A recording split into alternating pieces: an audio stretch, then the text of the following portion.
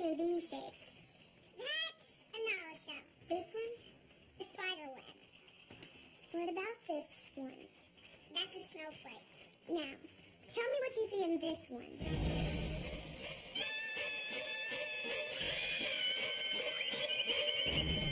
Bill Nye the Science Guy. Bill Nye the Science Guy.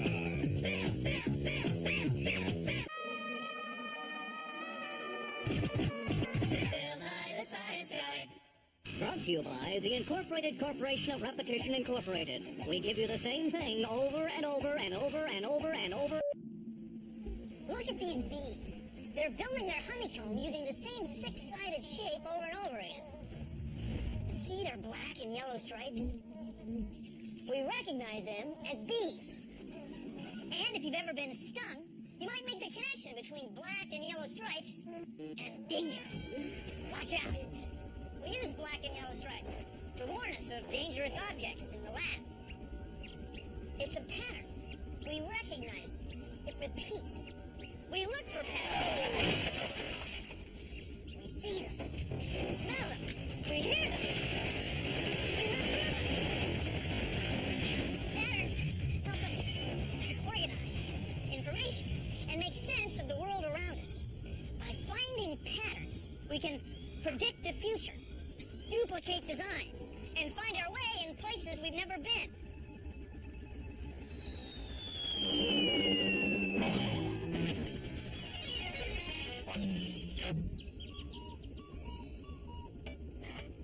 Take a look at this.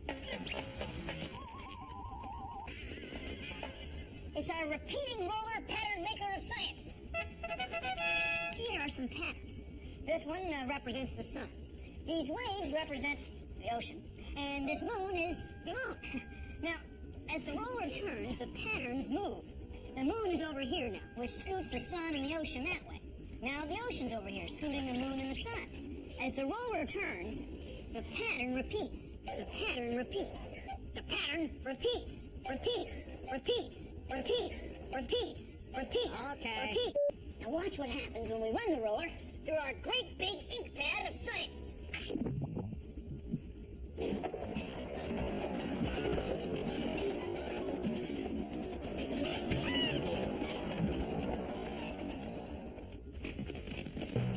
See, the same pattern repeats on paper because it was made when something happened over and over again.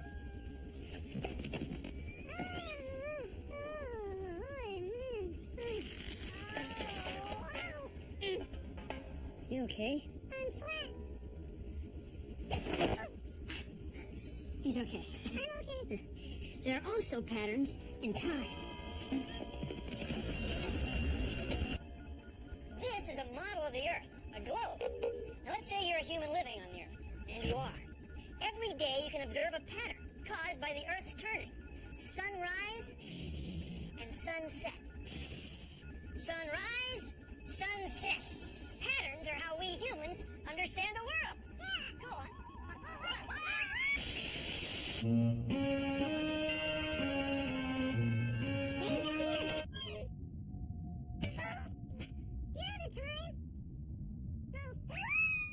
Sunrise, sunset, sunrise, sunset.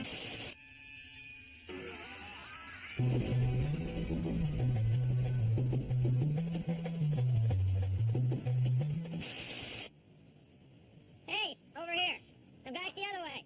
This way. Back, back, up, look up, yeah. Here. Right here. See? Hi. You had trouble finding me, didn't you? That's because I'm camouflaged.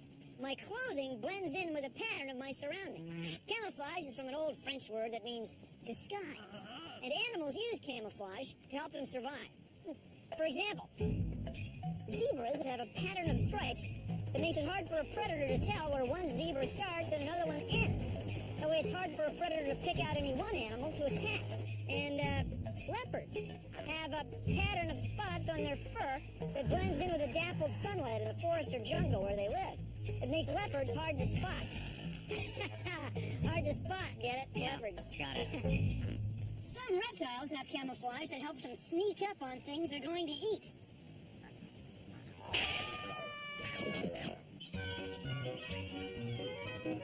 I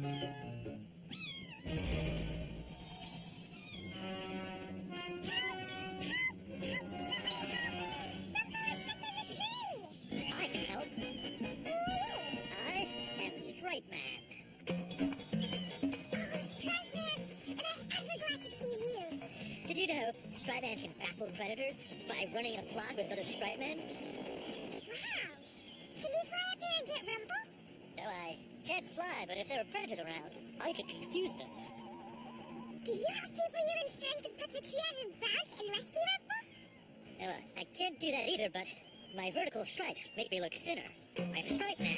A lot of good that does Rumple. Spirals.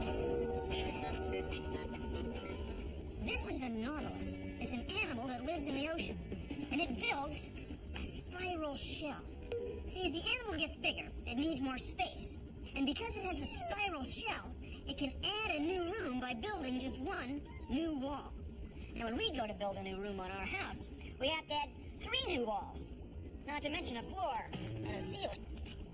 Not as efficient. Not as efficient. Now, spirals aren't always flat. They can go up, like this. Here's a spiral staircase. It doesn't take up nearly as much space as a long, straight stairway. It still lets us go up and up and up. Deoxyribonucleic acid, DNA, is a molecule that carries a tremendous amount of information. It's twisted into a spiral. That makes it compact. Spirals are efficient patterns.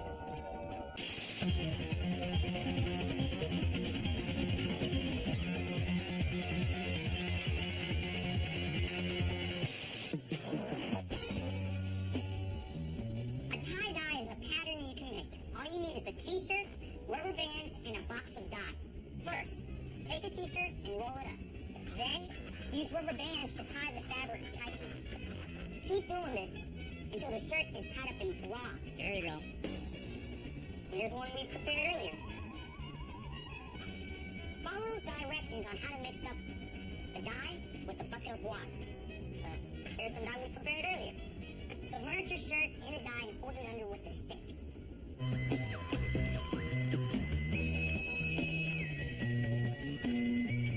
After a few hours, pull up the shirt, rinse it off. Now take off the rubber bands.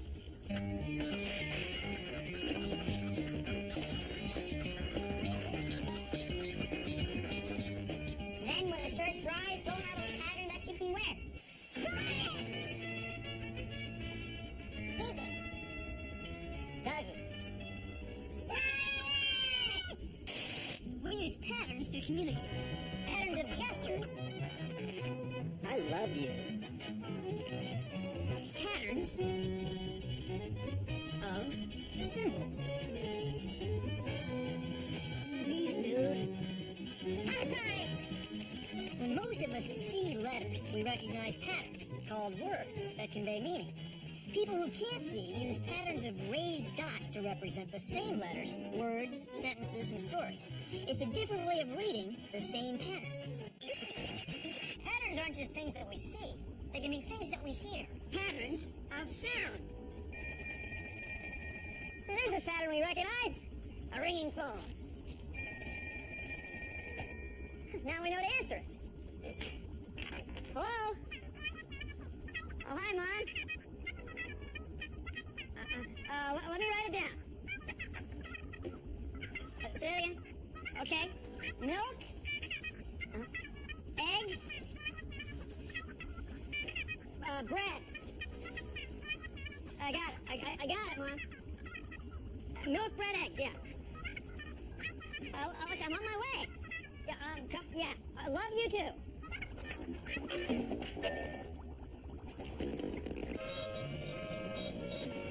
Horns make a pattern of sounds that we use to alert other drivers.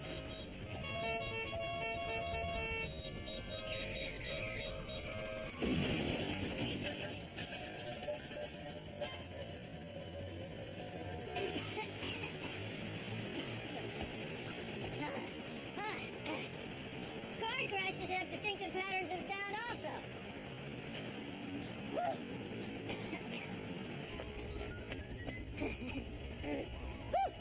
And then there are sounds that are used for warning, like dog barks, bear growls, and rattlesnake rattle. Of course, humans use sound for warning too.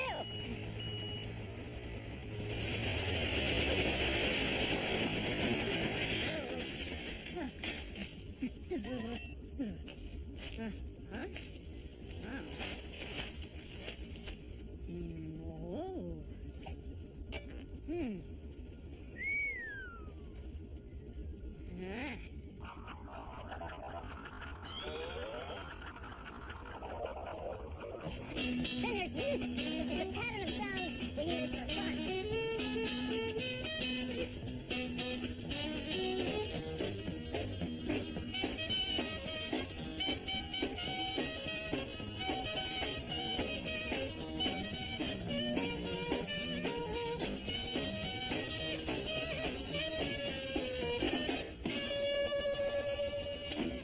Sounds, patterns, music.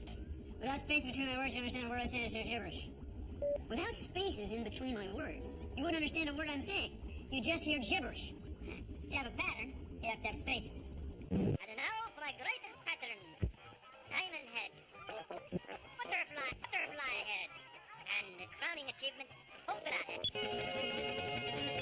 One of the great parts of my work here at MIT is to sort of hold people's attention for a moment in the world of science, training your eye to look more at details about everything, because really understanding details gives you an incredible amount of information.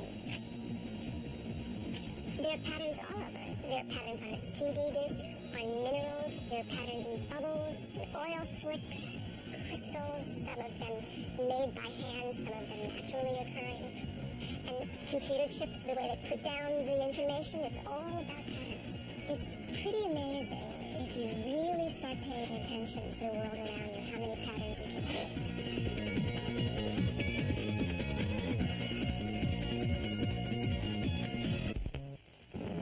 A long, long time ago, humankind foraged for food. But sometimes there were no berries to be found, and they went hungry. It was a tough existence. But then, humans discovered some patterns. They noticed that plants had a certain pattern of growth, from seed to growth to harvest to storage of the grain. They also noticed a repeating pattern in the daily temperature and length of sunlight. It was a pattern of seasons. Spring. Summer. Fall. Winter. Once they realized these patterns of plants and seasons, the enterprising humans worked on matching them together. After much trial and error,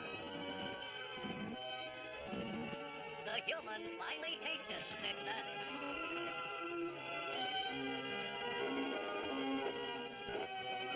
Patterns that changed humankind forever.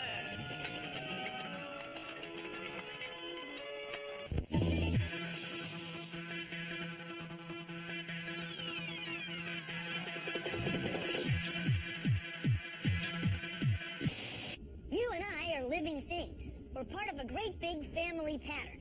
Please consider the following.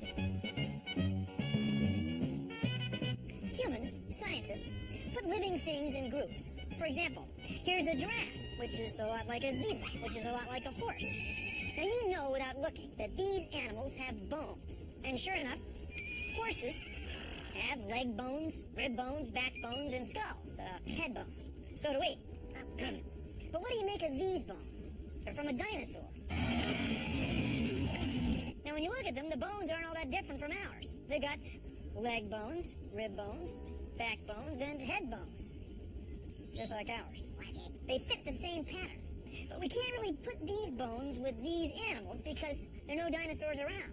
So instead, we put them back in time.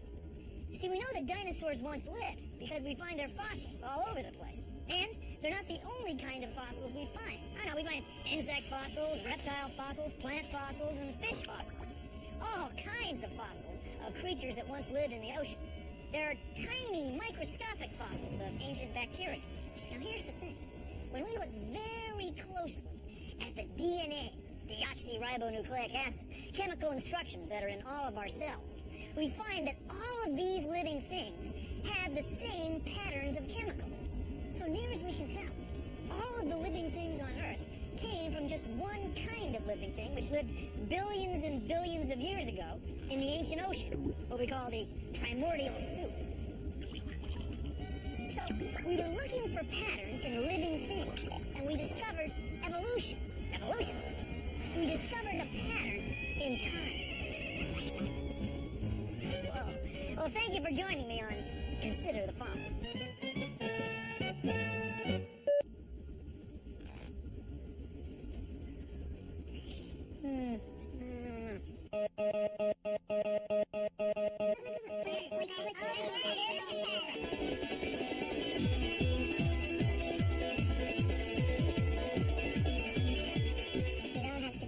To find patterns in nature, you just have to look a little bit closer at things and not look from so far away.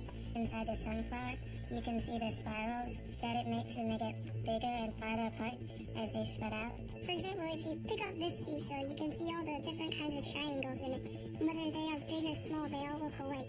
Spirals on the top form the Fibonacci sequence, which is a sequence of numbers that happens to be found everywhere in nature. It was invented by a mathematician named Fibonacci.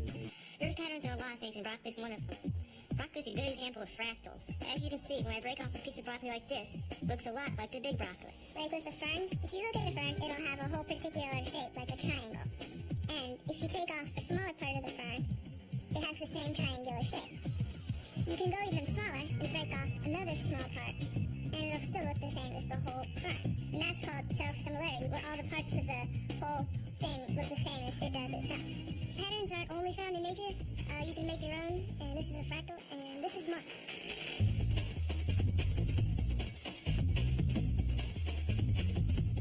You can even use computers. There's just tons of patterns where you wouldn't expect them to be.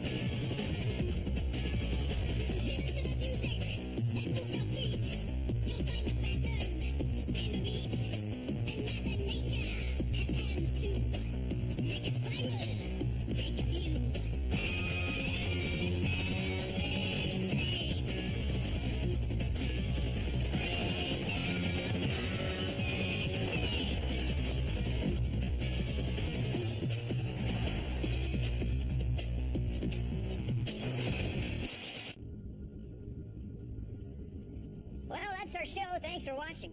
If you'll excuse me, I've got some cryptic coloration patterns to analyze. See ya! Produced in association with the National Science Foundation. Patterns. Stripeman could climb this ladder and bring back Rumple. And, by the way, did you notice this ladder is composed of a repeating pattern of parallel rungs? Oh, straight man!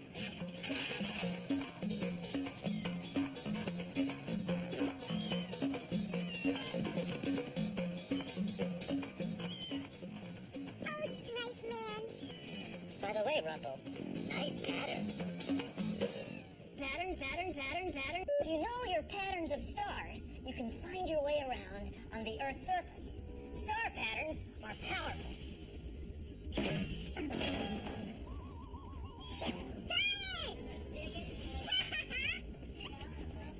patterns everywhere.